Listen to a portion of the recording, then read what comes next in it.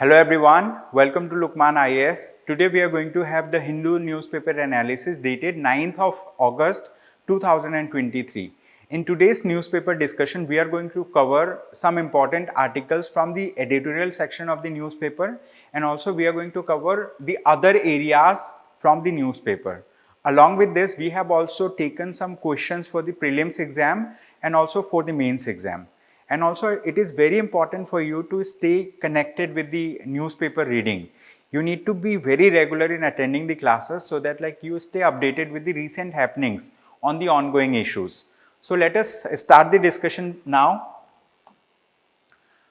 So these are the list of articles that we are going to cover in today's discussion. In this page, we have included 6 topics.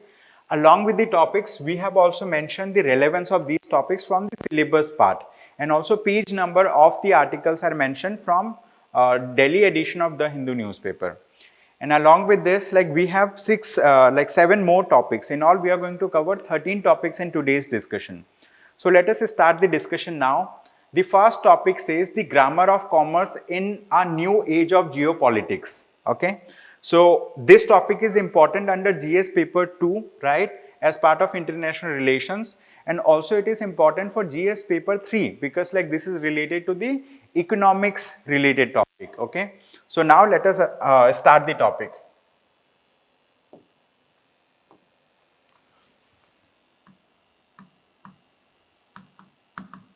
Name of the topic is the grammar of commerce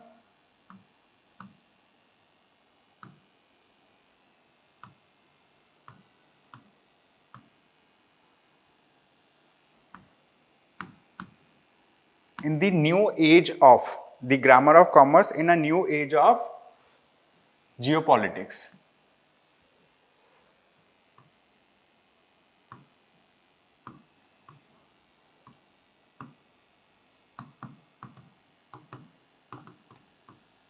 So in this article, we are going to understand many concepts that are related to foreign trades. Okay, we are going to discuss about those concepts, and also we are going to discuss concepts that are related to international relations. For example, now let us discuss about one concept. One concept means that is generally known as global north versus global south debate. Okay, so let's consider this is the globe and this is the equator, right? This is the equator. And so to the north side, we have North Pole and we have South Pole in the southern part, right? So generally, right, there is a concept of global north versus global south. Okay, so let us understand that concept. Okay, the concept of global north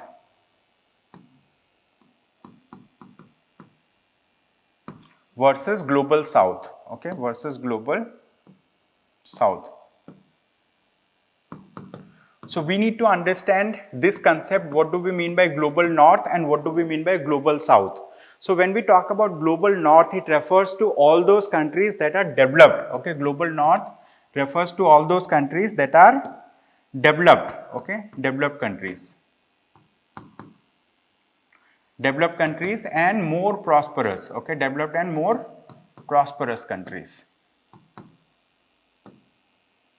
And when we talk about global south, these are, let's say, developing countries or underdeveloped countries. Okay, developing and underdeveloped countries. So why we are calling the developed and more prosperous nations as global north?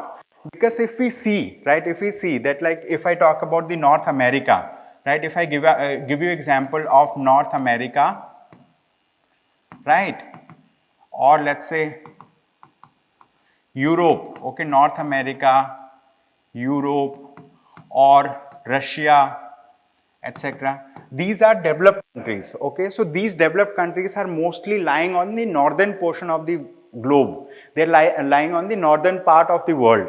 And if I talk about southern countries, if I talk about South America, okay, example of these countries may be South America, right? South America, or let's say many countries, right? Many South America or Africa, right? Or let's say many other countries also. But like, this global north and global south is not strictly a geographical concept, right? This is a concept that is more related to the developmental aspect, okay? It is related to the developmental aspect. So this does not, showcase the geographical, term. If I talk about like China and India, both these countries are considered to be part of global south. China and India, part of global south. However, they entirely lie in the northern, northern hemisphere. They entirely lie on northern hemisphere. So that's why this concept of global north versus global south, or the debate between global north versus global south, is of developmental related, and prosperity related concepts. So in this article, we are going to discuss about this debate of global north versus global south, and also we are going to discuss about some of the key important issues related to, let's say, international economics, or like economics that happen, right? The trade that is happening between different nations, right? So let's discuss about this. So the author says in this article that India is considered, right? India, here the author has talked about that India is considered as a favored, right? Favored, country by many nations across the world. So author says that India is a favored trading partner with potential for a large market has been quite evident at least since March 2018, when 23 advanced developing countries agreed to have currency swapping arrangement with India, extending credits and settling transactions. Okay, so what has happened in the year of 2018, right? 23 advanced developing countries, okay, 23 advanced means like these countries are moving towards developmental path, okay, 23 advanced developing countries. What they have done, these advanced developing countries have signed, okay, they have signed currency swap agreement, okay, currency swap agreement with India, okay, currency swap agreement with India. So now after signing this particular thing, these countries have accepted, right, India, Indian rupee, or INR, as a currency with which they will be doing their trade settlements, okay, they'll be doing their trade settlements. So if I talk about the global economy, right, in global economy hitherto, or largely it has been the case that US dollar, okay, US dollar or Japanese yen, right, Japanese yen, or let's say euro is a currency of European Union, right, and there are some other currencies. These currencies are currencies of the developed countries, okay, these are currencies of the developed countries, and these currencies are widely accepted, okay, they are widely accepted in the world economy, okay, they are accepted in the world economy very easily. So why? Because these countries, right, their economic system is more stable as compared to the economic system of developing countries or global south. So that's why these countries and their currencies have, have had hegemonic presence in the global trade, right? So their currencies has seen more number of trades, and that's why their currencies have appreciated over the time period, okay? It has appreciated over the time period. Appreciated means like their value have gone up, right? Since since the global trade has started happening between different countries, okay? So these currencies, right, these currencies have earlier dominated the world, let's say, trade. Now with India becoming one of the favored country, right, where Indian currency, Indian national rupee has accepted wider acceptability by different countries across the world. Now Indian national rupee is also being accepted widely across the world for doing trade settlements, okay, for doing trade settlements. So this is one aspect that the author has discussed. Apart from this, the author has also talked about, right, author has also talked about the recent Russia-Ukraine war, okay. So now what is happening? Russia-Ukraine war is happening, and like you know, Russia has been a trading partner. It has been a trading partner for India. Okay, Russia has been a trading partner for India. And India, what India does? India imports oils. Okay, India imports oil from Russia. And since India is dependent on oil from Russia, I mean like India is importing oil from many other countries also. But like in the world, there has been a shortage of supply of oil. And because of shortage of supply of oil, the price of oil in the international market has gone up.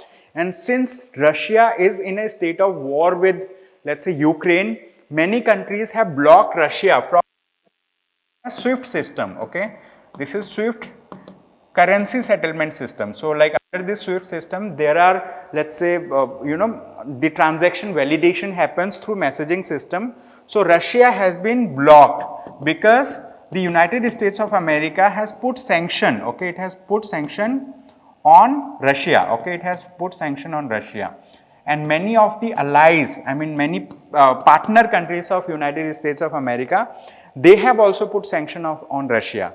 Now, since Russia is a let's say like one of the largest country in the world, they have huge amount of natural resources like oil, and they want to export these oil to India. So India has, let's say, agreed to import Russian oil, and Russia has, let's say, agreed to sell its oil at a very, very low price. So that's why government of India is importing oil from Russia solely for, let's say, two reasons. One reason is like we have been good partner with Russia for a long time. Second reason is like we are getting the very nominal, very low price as compared to international market price. So that's why we have been importing oil.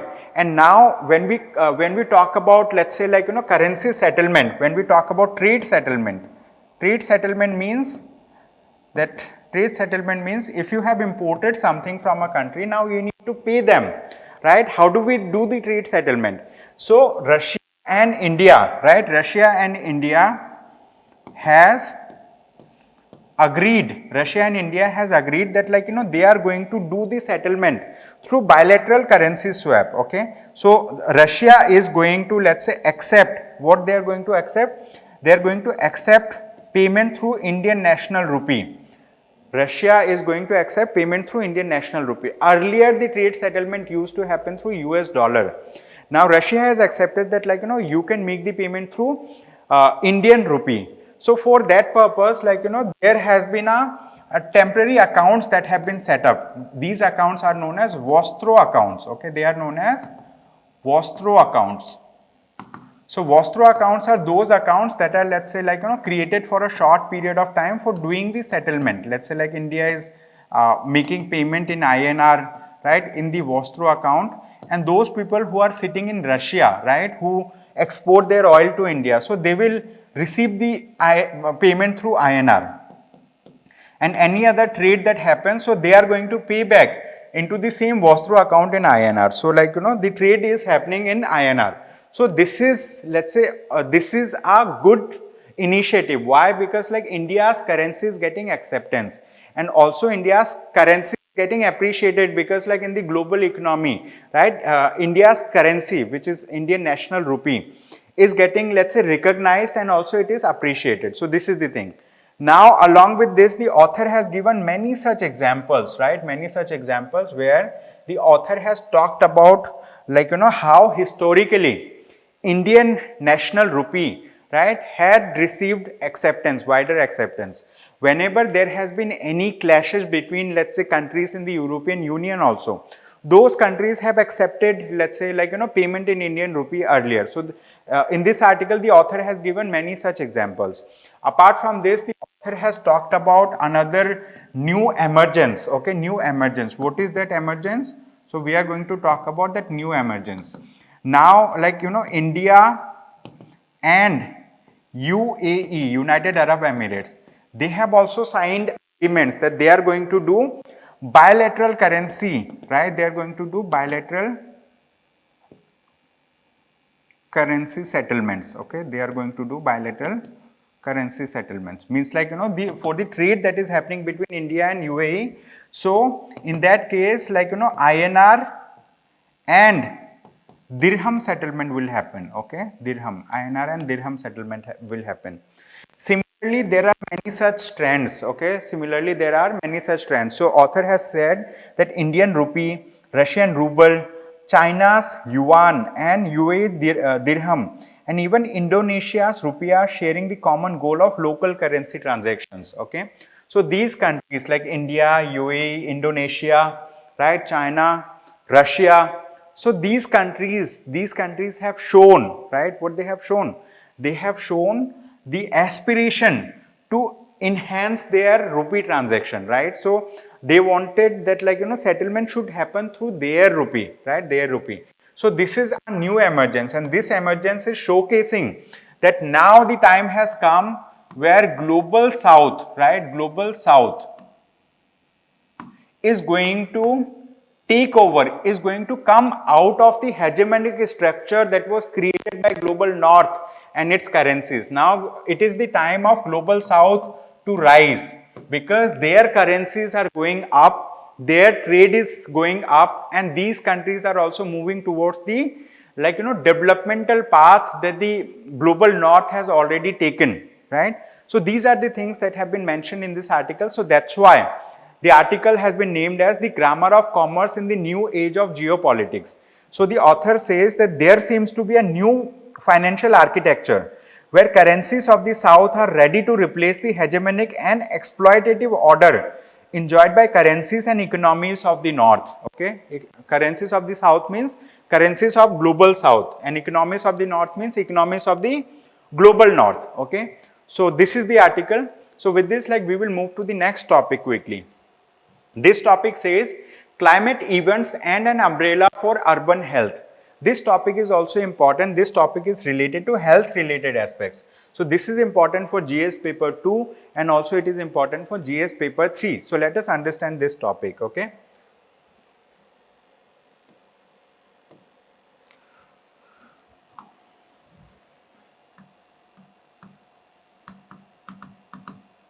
It says climate events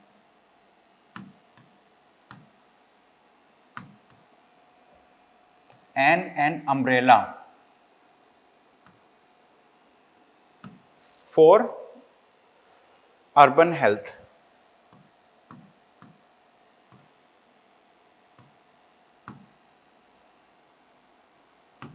Now, let's understand about this thing. So, like globally, we have seen a trend, right? Globally, we have seen a trend that climate change is happening. What is happening? Climate change is happening across the world, and because of this climate change, what are the let's say recent trends that we are seeing? One of the trend that global temperature is going up. Okay, global temperature is going up. Okay, global temperature is rising. Apart from this, like, we are seeing more events of floods, droughts and other natural disasters. Okay, other natural disasters are happening. Disasters. What are those natural disasters? Natural disasters are, let's say, like cyclones,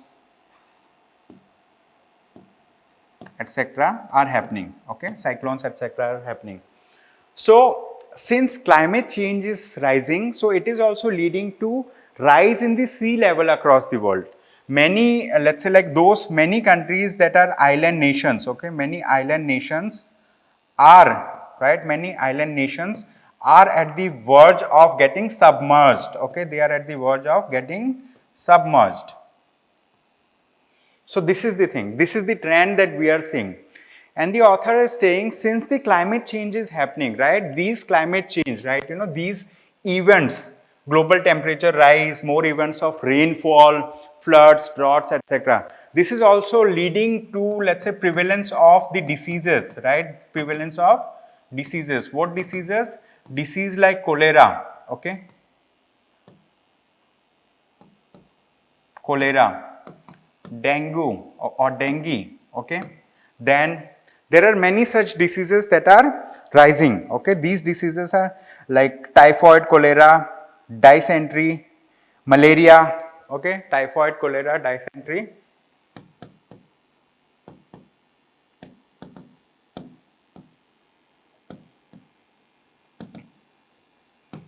Malaria, etc.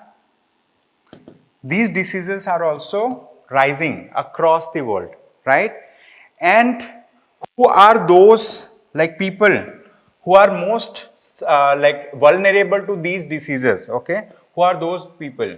So the author says that, like, urban dwellers, right? Urban dwellers means mostly those people who stay in slums, right? Those people who stay in slums, or let's say those people who stay in hamlets, right? Hamlets. So these are also small places, right? Small places. So people who are staying in slums, they are more vulnerable to these diseases like cholera, dengue and all. So the author is saying like these people are more vulnerable, and this is leading to, let's say, like increasing incidence of disease, right, across urban slums in India and across the world. So that's why the author says that, like, we need an umbrella, right? The author says that we need an umbrella. Umbrella means something, a government policy, right? We need a umbrella government policy. There should be government initiatives, and these initiatives should be focused on, right? These initiatives should be focused on reducing the prevalence of these diseases, okay? Reducing the diseases, and also addressing the causes, okay? We need to address the cause of diseases, okay? We need to address the causes of these diseases. This is what is mentioned in this article. So the author says, right, that the vulnerability of the urban households to climate change led events needs attention in India. So the government of India and public health sector, they should focus on coming up with those policies, those programs that can address these issues, right, in urban slums, in urban areas in India, because these slums are more vulnerable, and if people are vulnerable, so they also tend to spread disease from one another, right? So many diseases can be spread from one person to another person. So that's why the author suggests that the government should take proper initiatives so that, like, these issues can be addressed, okay? So you can read this article in your free time. I mean, like, nothing substantial is given in this. So like, still the author has talked about that National Urban Health Mission, right? It has started with a modest beginning, but now there is a time that government should, let's say, like, start working more on this area, National Urban Health Mission. And also the author has talked about integrated disease surveillance program, okay, of the government. And apart from, so author says that this particular integrated disease surveillance program should be universalized. Right? Apart from this, the author has talked about a new recent published journal, which is known as Indian Journal of Public Health. Okay, so the author says that Indian Journal of Public Health highlights two important points. One point is, while the household in general with poor socioeconomic indicators are more vulnerable to malaria, it is urban households when compared to their rural counterparts that are significantly at much greater odds of suffering from malaria. Okay, so the author is talking about that urban people, right? Urban people who are staying in slums, they are more vulnerable to these diseases, right? Malaria, cholera, dysentery, etc. So with this, like, we do have a question for you. You can write answer to this question and you can practice. So it says, what is climate change? Discuss the measures needed to strengthen the urban resilience in the face of climate change. Okay. So you need to write an answer to this question. After writing, you can share it with us at evaluation@lukmanias.com. Okay. Evaluation@lukmanias.com. All right. We are going to evaluate your answer and we are going to give you back the evaluated answer. Right. So with this, we are going to take another topic quickly. So it says learning from the CHIPS Act of the US. Okay. Learning from the CHIPS Act of US. So let us understand this thing. So here, like, this topic is relevant with science and technology. It is important under science and technology. So here, like, we are going to understand about semiconductors. Okay, we are going to understand about semiconductors, the importance of semiconductor, the manufacturing of semiconductor, enabling provision that have been taken by the government of United States of America. Going to talk about it and how it is going to, let's say, like, be beneficial for India also, and how India can take inputs from the CHIPS Act of the United States of America. So let us understand this, right? So what is the full form of CHIPS? CHIPS stands for creating helpful incentives, okay, creating helpful incentives to produce Semiconductors and Sciences Act of 2022.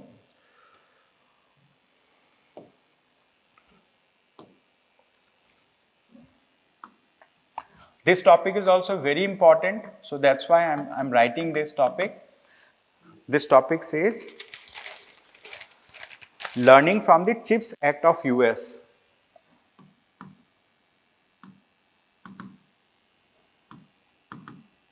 Learning from the CHIPS Act of United States of America. So let's understand what is the meaning of this CHIPS. CHIPS. Okay, CHIPS Act 2022. So CHIPS stands for creating helpful incentives. Okay, it stands for creating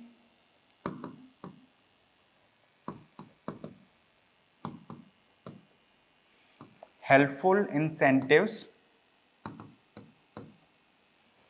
Creating helpful incentives to produce Semiconductors and Science Act.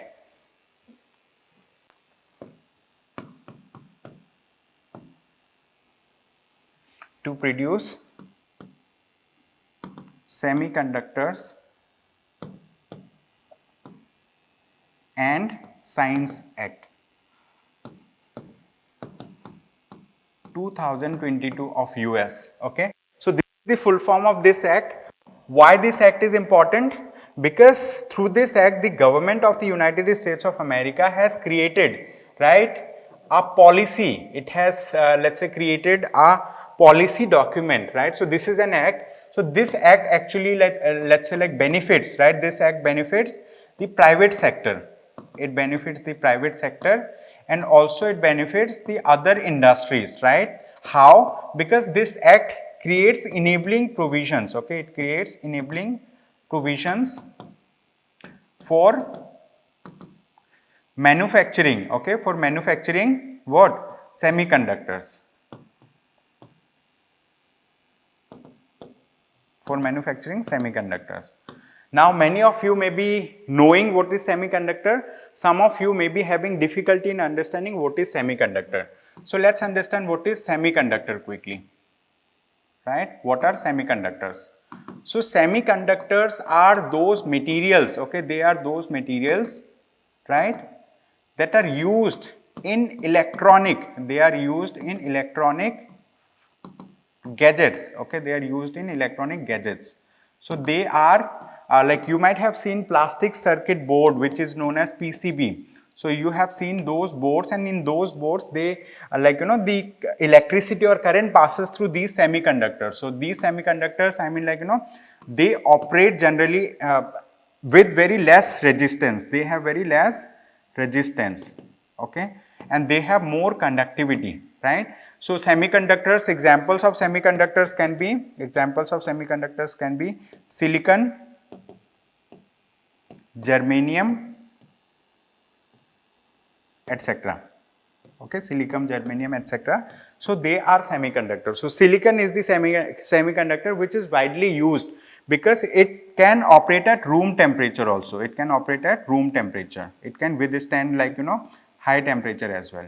Germanium is used in some of the applications, but in not all applications. Okay, so silicon has, has many properties that are suitable for these electronic gadgets. Okay, so the United States of America created this particular thing, this particular legislation, so that research and development can happen in this thing, and commerce can also happen. Okay, commerce means let's say for the promotion of trade related to this, and also for the development of human resource. So this is the thing. So this CHIPS Act is very important.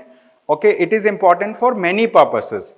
And if I talk about like why India should be looking for, you know, an act like this, because the Prime Minister of India has recently conducted a conclave which is known as Semicon India Conclave. Okay, this is known as Semicon India.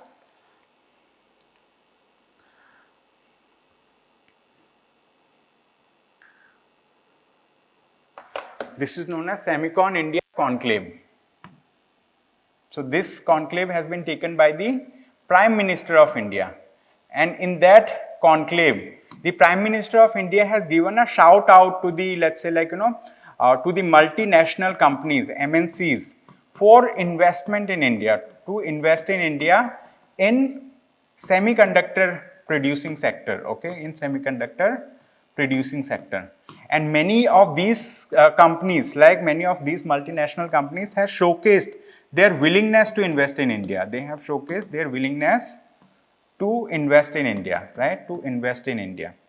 So that's the thing. And apart from this, recently many articles have been there related to this, and Government of India has also moved something known as National Research Foundation Bill. Okay, so it has been passed also, National Research Foundation Bill in the Parliament. So this is going to foster the research and developmental activities in India.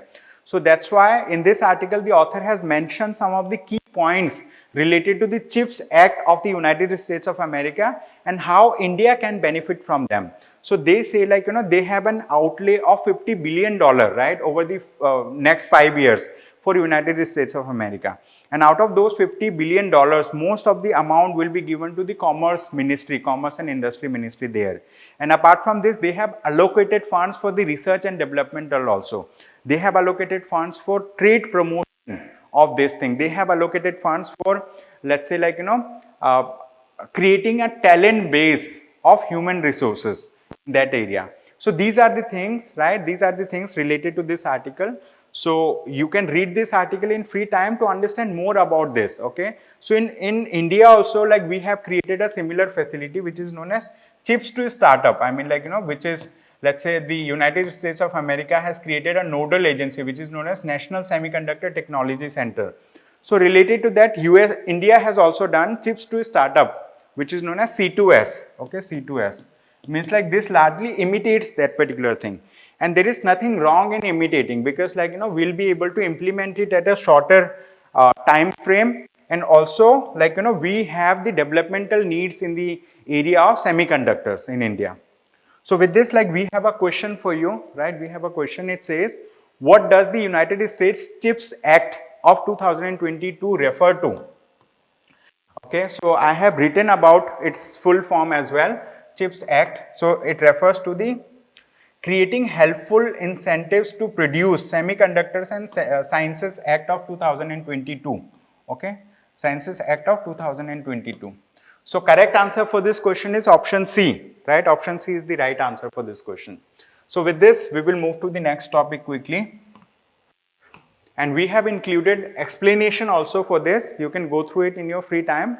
Now let us understand about this topic. It says, what is the Jan Vishwas Bill 2022 proposed by the center? Okay, so in this article we are going to understand about what is this Jan Vishwas Bill. So this article was lengthy enough, so what we have done, like, we have, let's say, cut this article into two parts. One part is in let's say slide 1 and second part is in slide 2.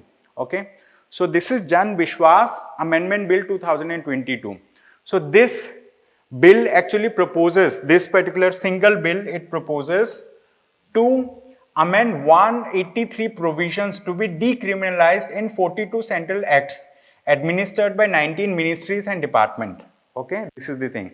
So using the same act, we want to decriminalize many, right, economic activities, right? So they want to decriminalize 183 activities in 42 central acts. And also among these, the charges, the changes proposed to the Drugs and Cosmetics Act 1940 have the most contentious. Okay, The act regulates import, manufacture, distribution and sale of drugs and cosmetics in the country. So in this article they say that the activists fear that the government under the guise of ease of doing business have proposed the amendments which seek to dilute the punishment by doing away with prison terms for a lot of offenses and converting fines into penalties. Okay, so this is the thing. Now let's understand about it quickly. So the central government has come up with this particular bill which is known as Jan Vishwas Bill 2023. The main purpose of this Jan Vishwas bill is to decriminalize some of the, let's say, criminal offenses that are part of some economic transactions that are related to some business activities. And Government of India has come up with this because they want to decriminalize many, let's say, criminal activities that were part of some business activities. Okay, why they want to do it? They want to promote ease of business in India, and for that purpose they want to, let's say, promote this thing by decriminalizing this, and it is going to decriminalize about 183 such criminal offenses. So they want to, let's say, take charge from the courts to the, let's say, like, authorities, executive authorities who can just impose fines, right? Who can impose penalties, right? Instead of fines, because fines are imposed by the judiciary. So this is the thing. And so people are saying that, like, this is going to do away with many such regulations that were effectively regulating various sectors of Indian economy. So people are saying that the Drugs and Cosmetics Act of 1940, the Drugs and Cosmetics Act criminalizes many offenses. For example, let's say manufacturing of substandard drugs, selling of substandard drugs, and, like, there are many things. For example, not of standard quality drugs, and also, like, so those drugs, their, let's say, selling, distribution have been decriminalized. So it is going to, let's say, increase the activities, like, of substandard goods being sold in the market. So the author is of this particular concern that, like, it is going to decriminalize so many activities that, like, people will not fear the law, right? There will not be any this particular thing, like, deterrence for people in doing any wrongful activity, because now the criminal offenses have been decriminalized through this Jan Vishwas Act of the government. Okay, so let's discuss about this. So we do have a question for the prelims exam. There is a question for the mains exam. Let me read the mains question. It says, what is Jan Vishwas Amendment to Provisions Bill 2023? What are the key provisions and concerns related to this bill? You just need to write simply about this, like what is the Jan Vishwas bill, and also download this bill from the internet and write down some of the provisions and mention some of the concerns that have been mentioned in this article. So you need to write this answer in 150 words and it will be a 10 marker question. Apart from this, like, we have another topic which is, with reference to the Jan Vishwas bill, consider the following statements. They have given 3 statements and we need to identify which of these statements are correct. Okay. First, it says it aims at giving further boost to ease of doing business. Definitely. It proposes to decriminalize economic offenses only in central laws. Okay, this is wrong. Then it proposes to strengthen Prevention of Money Laundering Act. This is also wrong. Okay, so it decriminalizes economic offenses in, let's say, some of the state acts also, but like here in this article they have mentioned 42 central laws. Okay, so according to that one, only one statement would be right, means option A, right? Option A. So with this, we will go to the solution part of this question. You can download this PDF and go through the solution in your free time. Along with this, like, we have another topic. It says economic boycott of minorities, a new form of untouchability. Okay, so now let us understand this particular issue, right? This is a very, very important issue, right?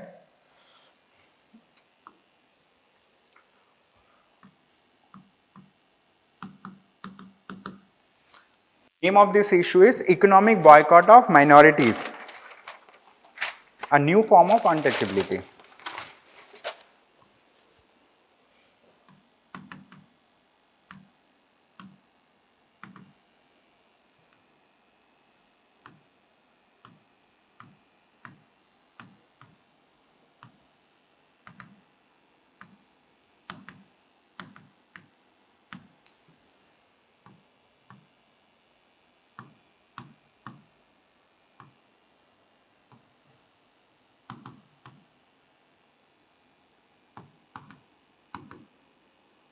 right? So let us understand this thing. So if we talk about economic boycott, we need to understand the concept of economic boycott first, then we will understand the recent incidents that are connected with this. Okay, let's understand what do we mean by economic boycott, because this is a economic concept. Economic boycott means, let's say, like, of minorities. Let's say, like, in India, there are many minority communities. One of the minority communities is Muslims. Okay, Muslims.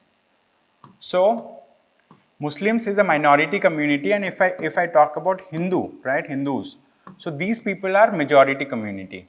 If these people do not purchase, if these people do not purchase the goods that are being sold by them, if they do not utilize the services that are being let's say provided by them, so what will happen? Like, it will lead to the economic boycott. Okay, so these Muslim people, I mean, like, they will be more marginalized. Okay, they will be more marginalized, right? And however, like, if I talk about the Constitution of India, right, if I talk about Constitution of India, Constitution of India does have provisions that talks about, right, abolishing any form of discrimination, right, any form of discrimination in many things, right. In the Constitution there are issues related to abolition of discrimination, abolition of untouchability, right, abolition of untouchability, etc. Why the Constitution wants to discrimination?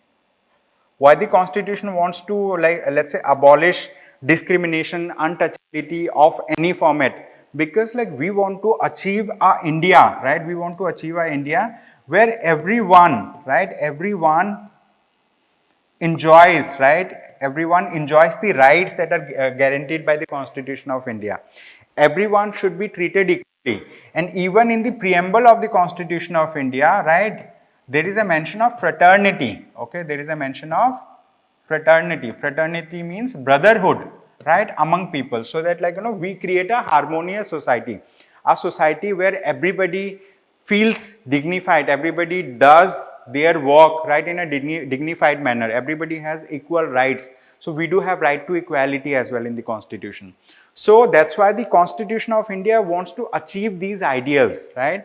And this economic boycott, this particular thing is, like, is something which is, let's say, like, which is there, which is prevalent in which is prevalent in many parts in India. I will talk about that. And also during the, let's say, like, India's struggle for independence. So when India was struggling for independence, right, that time, right, during India's struggle for independence, what our freedom fighters were doing? Our freedom fighters were boycotting. Okay, they were boycotting. Boycotting means not purchasing the goods, right, that were British made, right, not purchasing foreign goods. So that's why they started promoting khadi, they started promoting many other things. Okay, so this boycott related thing we have studied in history. So this boycott was very powerful that time, because, like, we wanted to weed away the Europeans because they were colonial people. But now we are living in an independent India. This independent India sees itself as a global power. It sees itself that most democratic countries in the world. And here, like, we should not be following any such practice, which is, like, economic boycott. And recent incidents showcase a trend towards this, because recently the incident that has happened in Haryana's Nuh, right, in Haryana there is a district, name of the district is Nuh, right. So in Nuh, what has happened, the Vishwa Hindu Parishad, right, like, some of the people from Vishwa Hindu Parishad, they have started a yatra, okay, some Vrij Mandal yatra. And that particular yatra, like, like those people who were part of those yatra, that yatra, so there was a fight between different groups, right, among different groups among these VHP people itself, because there was one cow vigilante, one person, like, who was notorious. He's wanted, like, by police officers from the state of Rajasthan. He also participated, and it led to violence. Okay, it led to violence in the district of Nuh. And soon after the violence, what they have started doing, they have started pelting stones to those people like who were innocently residing in No, right? And it has created a law and order situation in the district of No and in the state of Haryana. Okay, so soon after this, like many people, right? Many people from Vishwa Hindu Parishad, so they had started doing, right? They had started doing, let's say, panchayat. I mean, like where village panchayats have been held, and in one of the village panchayats, it was decided that they will do economic boycott of minorities. They will do economic boycott of Muslims. So this is not a good trend, and author in this article suggests that there should be more protection, right, of the minorities. There should be laws in place, and the author also gives some examples of those laws, right? So author says about these laws. I'm going to read about these laws, for you.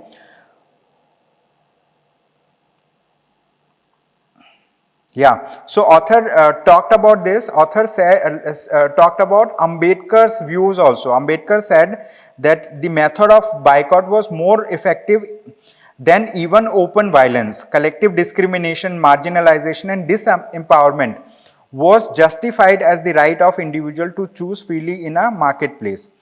So he argued that boycott was effective for two reasons. One, the Dalits constituted a minority within the village. Second, they were economically weaker and hence dependent on the upper caste. Okay, so Ambedkar has talked about the effectiveness of this boycott thing, right, with reference to Dalits. And that's why, right, that's why the Constitution of India has enacted two such legislations. One of the legislation is known as the Scheduled Caste and Scheduled Tribes Prevention of Atrocities Act 1989. Okay, one of the legislation is the Scheduled Caste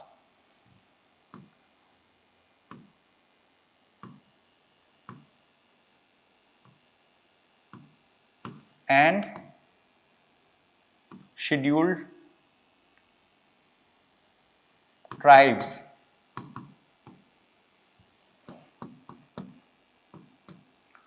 Prevention of Atrocities. Okay, Prevention of Atrocities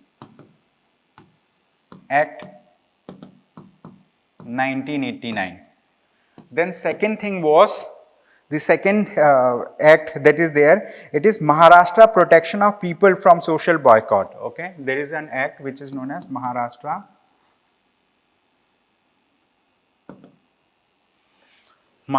Protection of People. Okay, Maharashtra Protection of People from Social Boycott. Maharashtra Protection of People from Social Boycott. Okay, from Social Boycott, Prevention, Prohibition and Redressal Act. Okay, Prevention,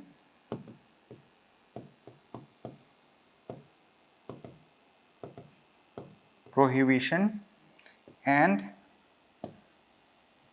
Redressal Act. Okay, and Redressal Act 2016.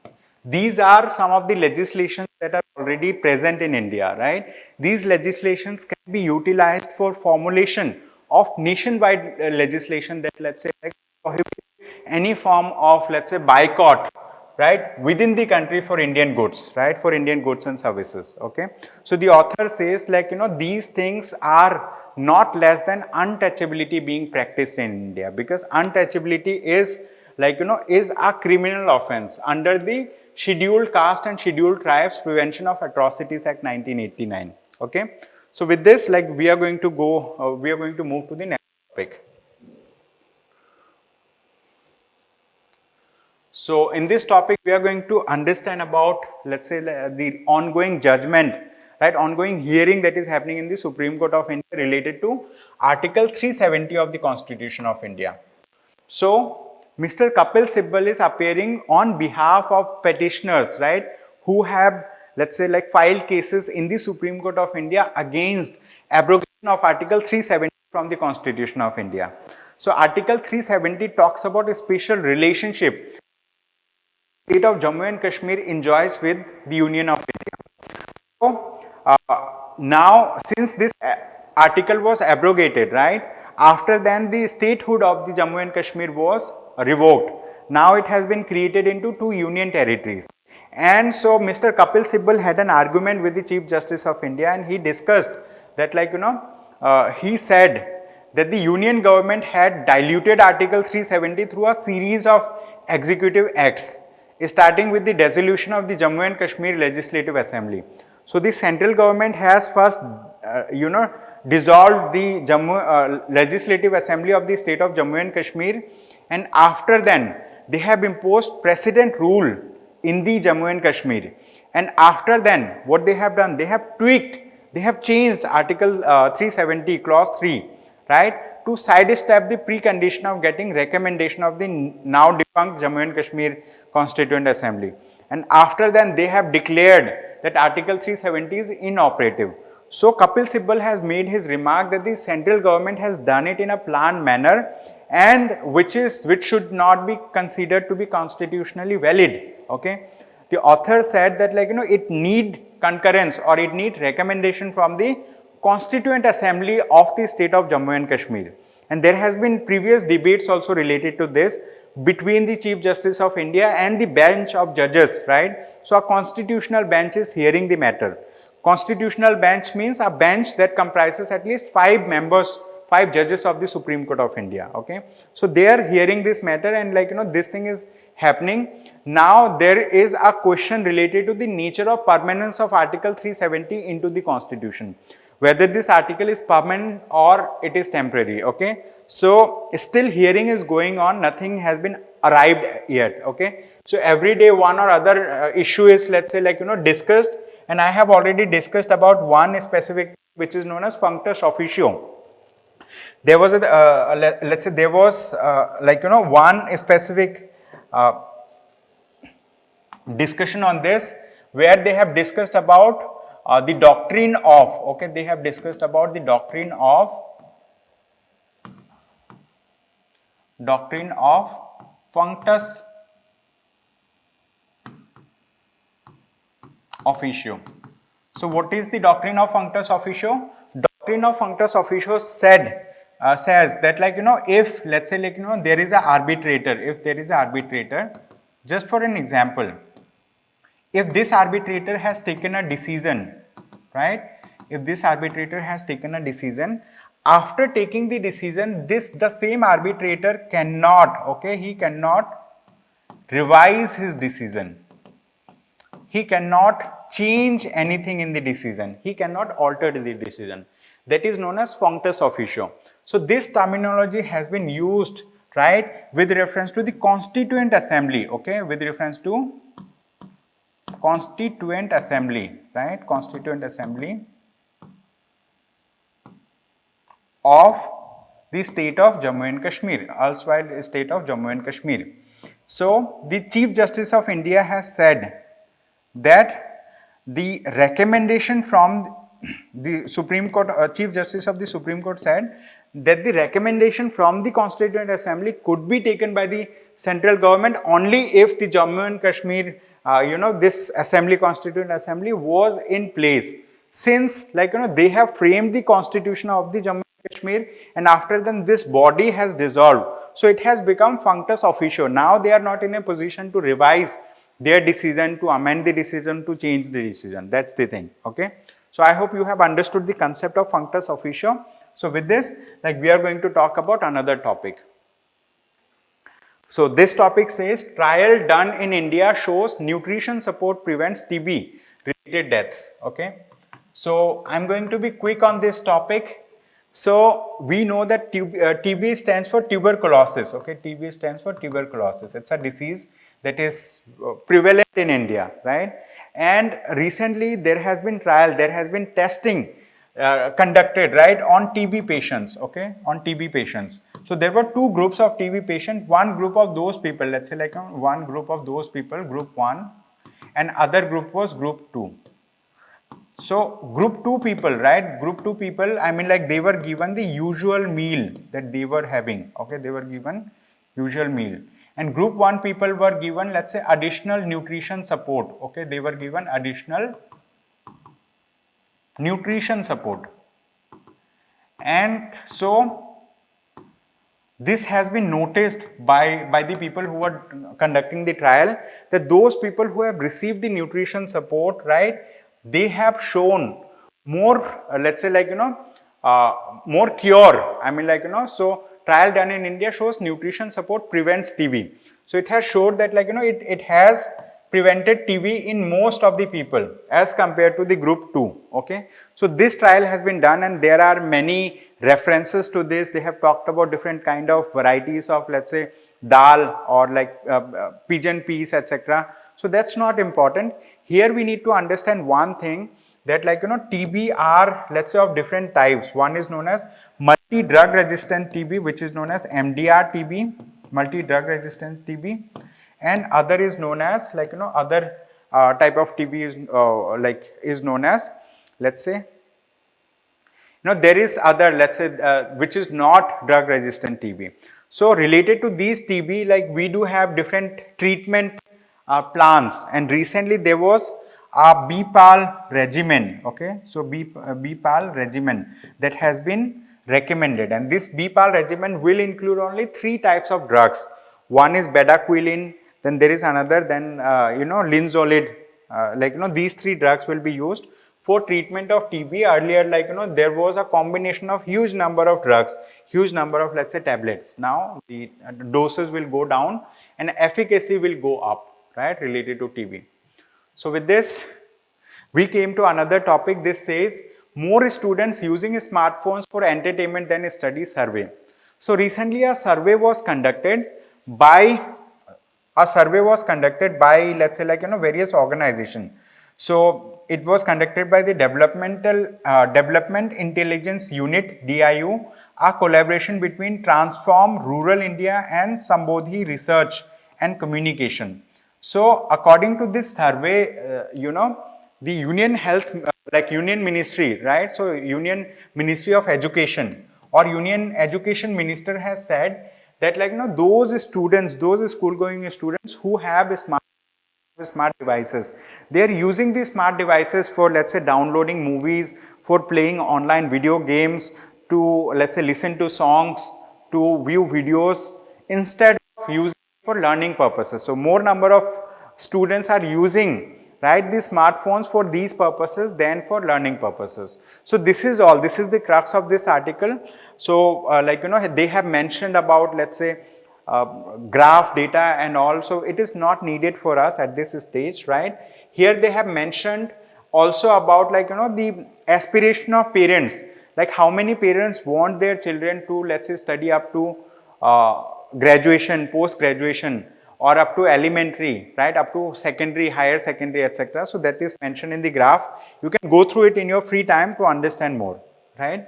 So with this, there is another topic. This topic is little more important. It says, why no disaggregated data on tribal population, asks House panel. Okay, so the Parliamentary Committee on the Empowerment of Women on Tuesday, right, tabled a report in the House which pulled up the union government for not having disaggregated data on health condition of tribal population in the country and called for extensive data collection in this regard. Okay, so tribal women in India, like, they have health issues because they have nutritional issues, right? More number of women are anemic. Okay, so around 50% of the women, right, in tribal area are anemic. So they have cholera, they have, let's say, tuberculosis, leprosy. These kind of diseases are prevalent among tribal people.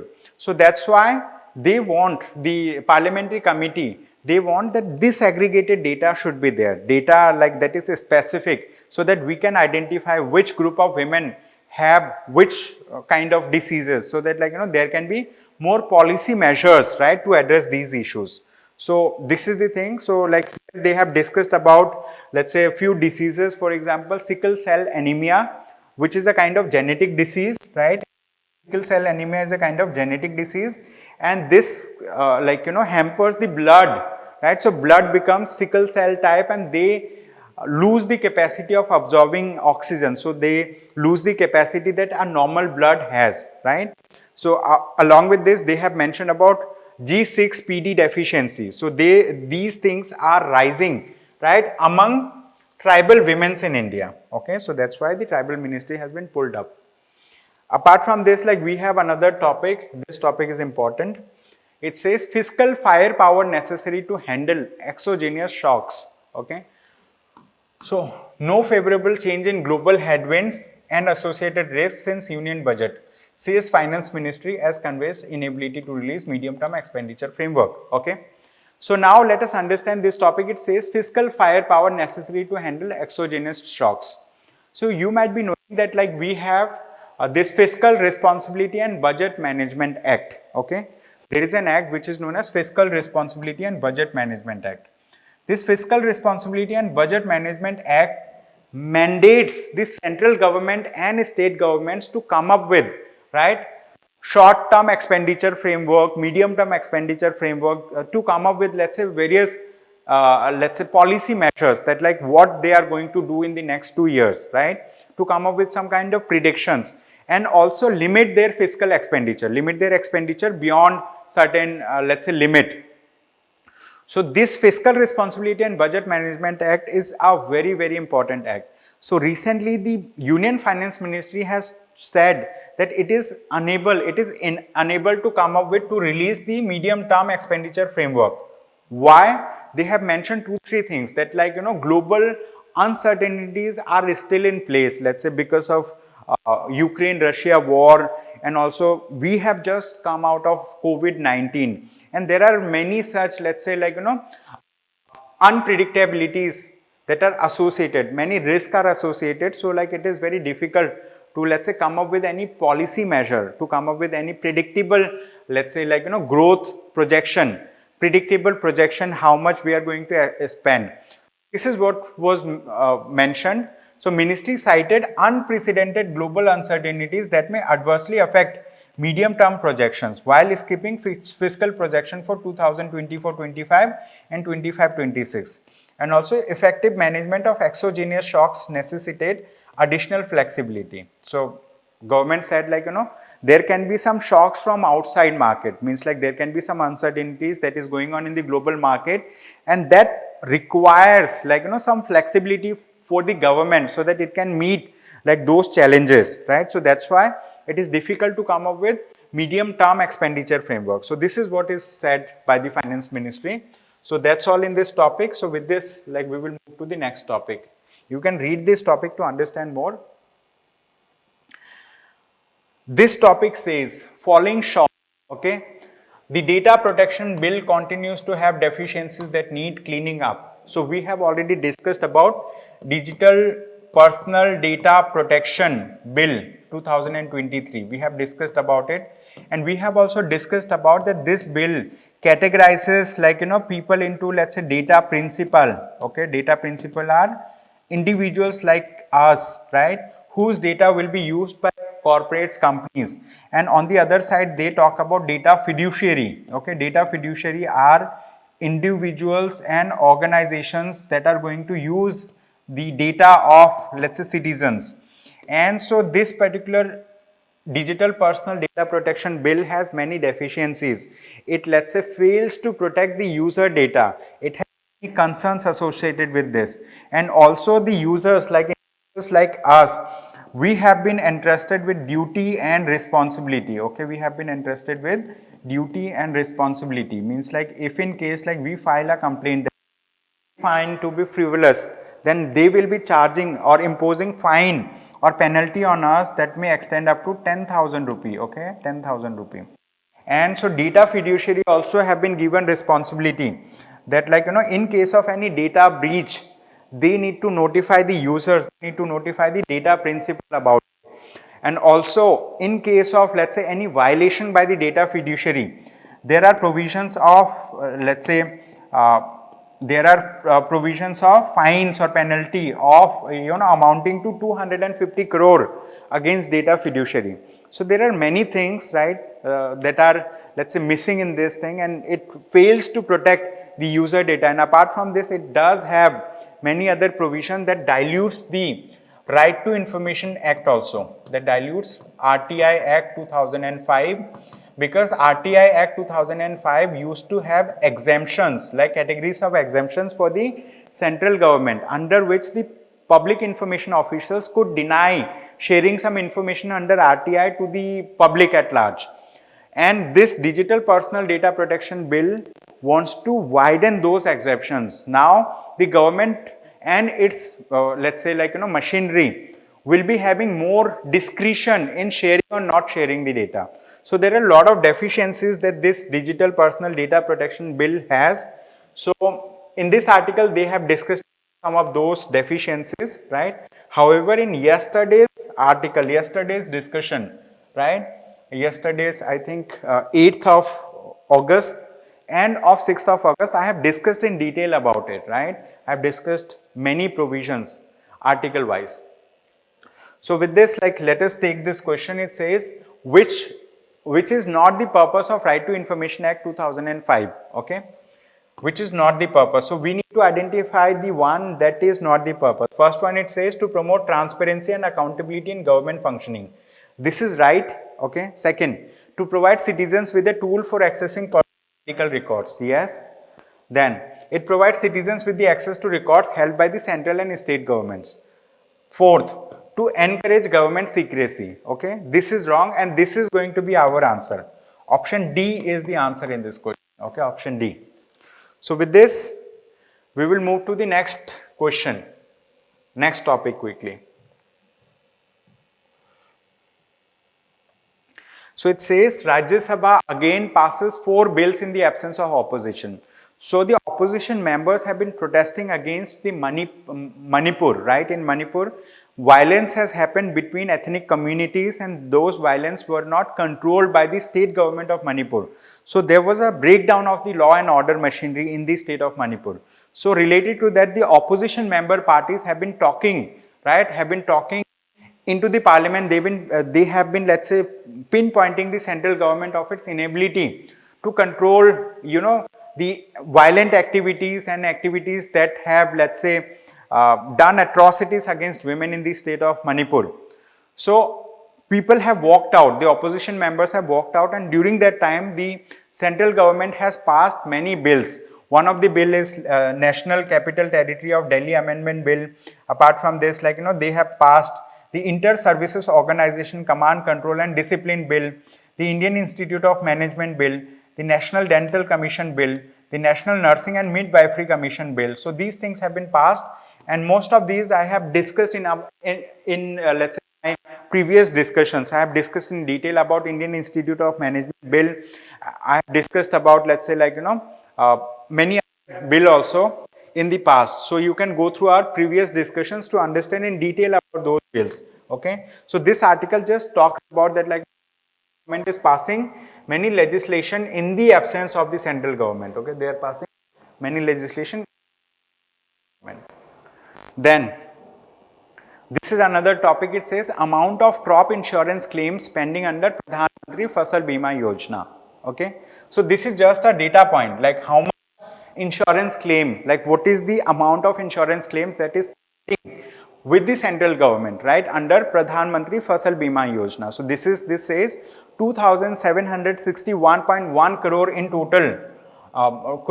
The amount of crop insurance claims under the Pradhan Mantri Fasal Bima Yojana is pending till 2021 and 22. Okay, with maximum pendency claims in Rajasthan, Maharashtra, Gujarat. The parliament was informed. Okay, so this is the thing. So now we have a question on this topic. This is the last question that we are going to take. What is the main objective of Pradhan Mantri Fasal Bima Yojana? Okay, it says, what is the main objective? It says financial assistance to farmers for purchasing agricultural machinery, to offer crop insurance coverage against natural calamities and other risks, to promote organic farming practices and sustainable agriculture, to provide subsidized seeds, okay, and fertilizers to small and marginal farmers. Okay, so what you need to do, you need to solve this question in your free time, right? We have also included the answer to this. Okay, so correct answer is option B, which is to offer crop insurance coverage against natural calamities and other risk. Okay, crop insurance, Fasal Bima. Bima means insurance. So that's all from my side for the day. Thank you so much everyone for attending today's discussion. I hope you have a good day ahead. Thank you.